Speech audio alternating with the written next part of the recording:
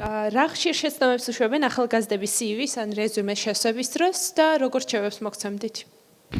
რეზუმესთან დაკავშირებით ვიტყოდი, რომ ძირითადად აი CV-ს ფორმებს, როდესაც ვათვალიერებ, ჩვენთან თვითონ საიტზე არის რეგისტრაცია კანდიდატების, დაახლოებით 60,000 ადამიანი არის დარეგისტრირებული, თითოეული მათგანი ცდილობს, რომ ასე ვთქვათ, შეავსოს თავისი პროფილი. საკმაოდ ბევრი CV მაქვს ნანახი, თუმცა ძირითადი მაინც ის არის, რომ არ წერია ის მნიშვნელოვანი საკითხები, რაც ასე ვთქვათ, უნდა დაწეროს ადამიანმა. აი მაგალითად, ადამიანს, რომელსაც აქვს გამოცდილება, განათლება, იწყებს CV-ში წერს, რომ აქვს მუსიკალური განათლება, როდესაც რეალურად მაგალითად სწავლობს მარკეტინგზე ან სწავლობს ფინანსებზე, შესაბამისად CV-ს ფორმა არის კი შევსებული, საკმაოდ ბევრი ინფორმაცია წერია, თუმცა დამსაქმებელი, ასე ვთქვათ, არ კითხულობს ამას ბოლომდე, იმიტომ რომ როდესაც ხედავს, რომ განათლება იწყება მუსიკალური განათლებით, როცა მას აინტერესებს ფინანსები, შეიძლება სრულად არ წაიკითხოს.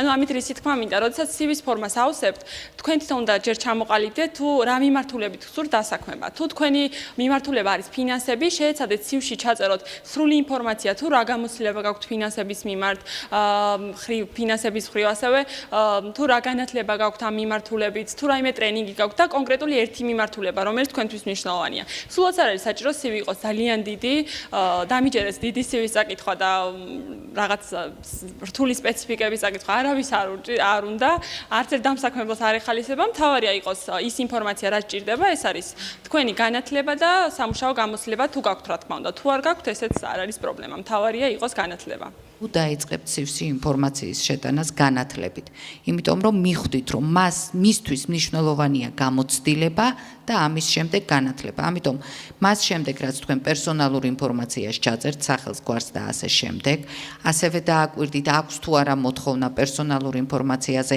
ასაკს უთითებს თუ ასაკს არ უთითებს, არ არის სავალდებულო თქვენი დაბადების თარიღის მითითება, თუ სქესს არ უთითებს, ასევე იქ ხშირად მინახავს CV-ში მდედრობითი ეხლა დარეჯანი რომ ამრობითი არ იქნება ყველას გვესმის ხო საქართველოში, მაგრამ ნუ კრის შემთხვევაში შესაძლებელია თუ კი ის სქესს უთითებს და ისეთი სახელები რომელიც საეჭვია სქესი მიუთითოთ.